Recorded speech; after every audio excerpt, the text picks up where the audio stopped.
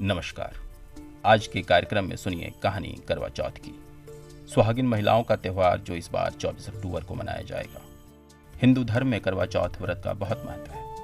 सुहागिन महिलाएं अपने पति की लंबी उम्र के लिए व्रत रखती हैं।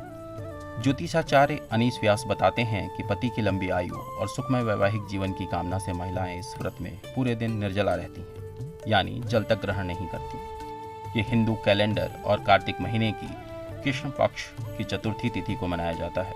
महिलाएं इस दिन अपने पति की लंबी उम्र के लिए व्रत रखती हैं और शाम में चंद्रमा को देखकर ही व्रत खोला जाता है। ज्योतिषाचार्य अनीस व्यास बताते हैं कि ये व्रत खासतौर से उत्तर भारत जैसे पंजाब, हरियाणा, दिल्ली, राजस्थान, उत्तर प्रदेश, मध्य प्रदेश और बिहार में ही किया जाता है। इस दिन भगवान गणेश और शिव पार्वती जी के साथ करवा माता की पूजा की जाती है। करवा चौथ व्रत को कठिन व्रतों में से एक माना गया है। इसका कारण यह है कि इस दिन रात को चंद्रमा दर्शन के बाद ही व्रती महिलाएं व्रत का पारण करती हैं।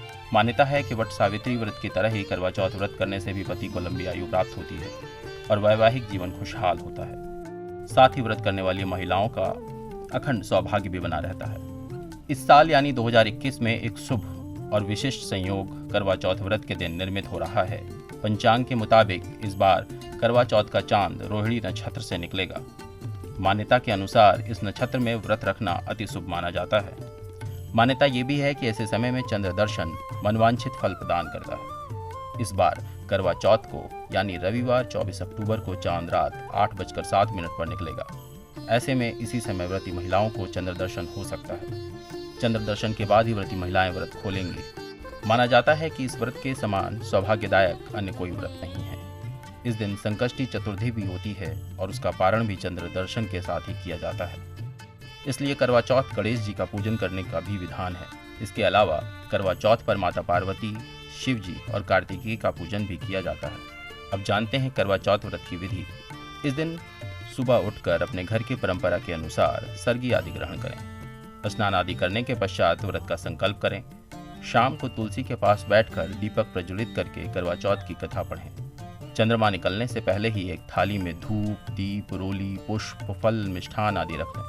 टोटी वाले एक लोटे में अर्घ देने के लिए जल भर लें। मिट्टी के बने करवा में चावल या फिर चूड़ा आदि भरकर उसमें दक्षिणा के रूप में कुछ पैसे रख दें।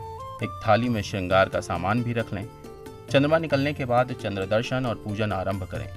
सभी देवी देवताओं का तिलक करके फल, फूल, मिष्ठान आदि अर्पित करें। श्रृंगार के सभी सामान को भी पूजा में रखें और टीका करें।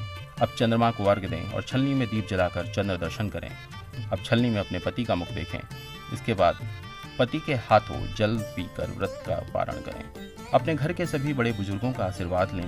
पूजन की गई श्रृंगार की सामग्री और करवा को अपनी सास या फिर किसी सुहागिन स्त्री को दे दें। उम्मीद है आपको यह कार्यक्रम पसंद आया होगा। धर्म कर्म के अगले कार्यक्रम में हम आपके लिए और भी नई जानकारियां लेकर प्रस्तुत होंगे। धन्यवाद।